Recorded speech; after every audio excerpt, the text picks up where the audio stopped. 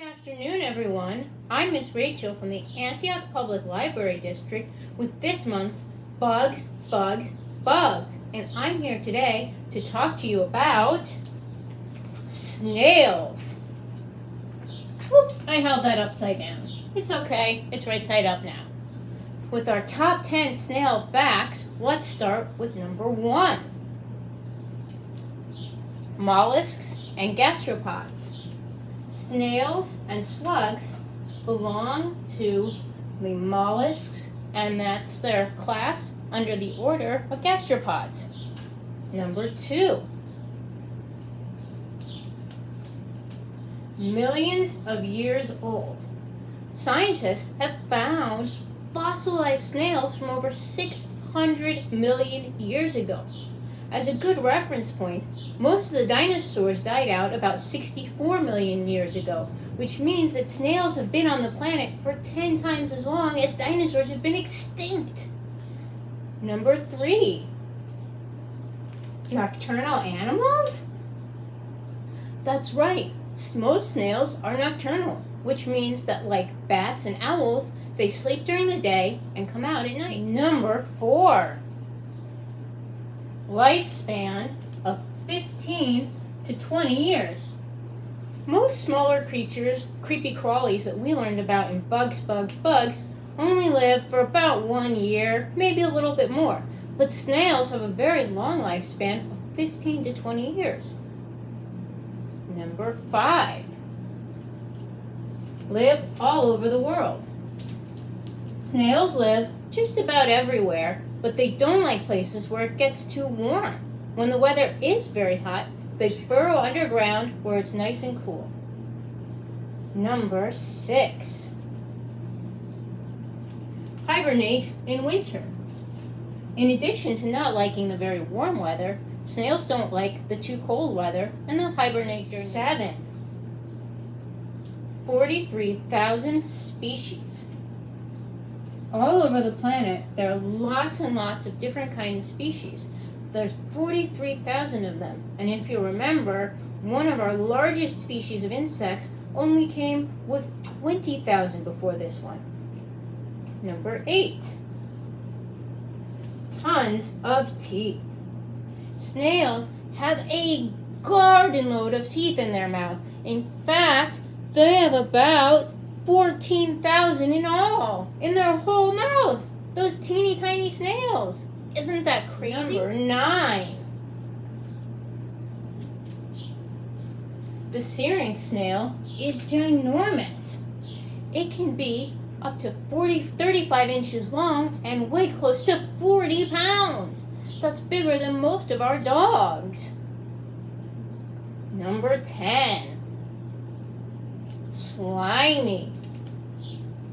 Snails use a type of mucus that they grow to move around. It comes out of their foot, which is the part of their body that you see underneath the shell. And it helps them travel everywhere they go. Imagine if you had to walk around with boogers on the bottom of your shoes.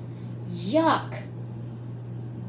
Now let's move on to our... Welcome back, everyone. I'm going to teach you how to make our snail craft. Your kit should have included a bag with some glitter, a small rectangular or square sheet of gray paper, 1 gray circle, 1 blue circle, and 2 googly eyes.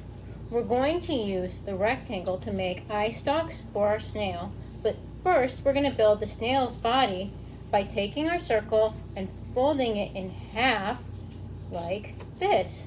And now it will stand up on its own, and it's going to rock when we tap it on the tail.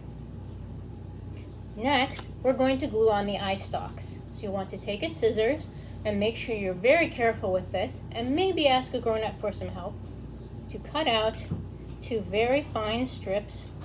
We don't want them to be too thick, and we don't want them to be too long. So now I'm going to trim them in half, and so they should be about yay big. And we're going to glue them to the googly eyes and the body of the snail. Make sure you use the back of the snail body to attach the eye stalks. Just a little bit of glue. You may even want to choose some a glue stick for this project, this part of the project anyways. Later, when we attach the glitter, you'll want your school glue, but for now, you may prefer to use a glue stick. I'm using this because it's what I have out. And then once you have the eyes attached to the stalk, you glue the stalks onto the back of the snail's body, and you give your glue a chance to dry. Oopsies. And that's what we're looking at right now. Now I'm going to take a moment to let it dry. Once your snail eyes are good and dry, you'll want to take your blue circle and use the glue to decorate it so that the glitter will stick. I'm going to draw a nice spiral since that's what snails usually look like in the wild. They have a spiral shape on their shell. Then you're going to take your glitter, you're going to sprinkle some of it on to your project. And depending on what kind of look you're going for, you may use more, you may use less. You may want to pour all of it on at once if you don't mind making a mess and your grown-ups don't mind you making a mess in the house. This is going to be a lot to clean up later on though, so I'm going to keep it nice and neat. And then shake the excess glitter off over your bag. And you should end up with something that looks like this. Now we're going to let that dry before we attach it to our snail body. Welcome back! Our pieces are finally dry, so we're going to use the glue stick I grabbed to combine the snail shell with the snail body. You're going to take your glue stick and draw a few lines on your snail body, which is the piece you folded over at the beginning of our project. Make sure you get a good amount on, but don't cover the entire body because your snail shell, try that part, tongue twister, doesn't want to cover up the eyes of the snail.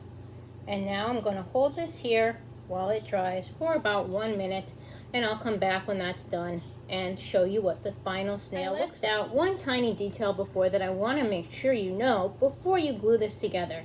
You want to make sure that the shell does not cover the bottom or the base of the snail's body so that when you put it standing up, it'll stand like that, and then you can make it rock back and forth by tapping the front or the back of the snail. And now you have your rocking horse snail all ready to go. Wasn't that fun, everyone? I'll see you next time for another exciting installment of Bugs, Bugs, Bugs. Bye-bye.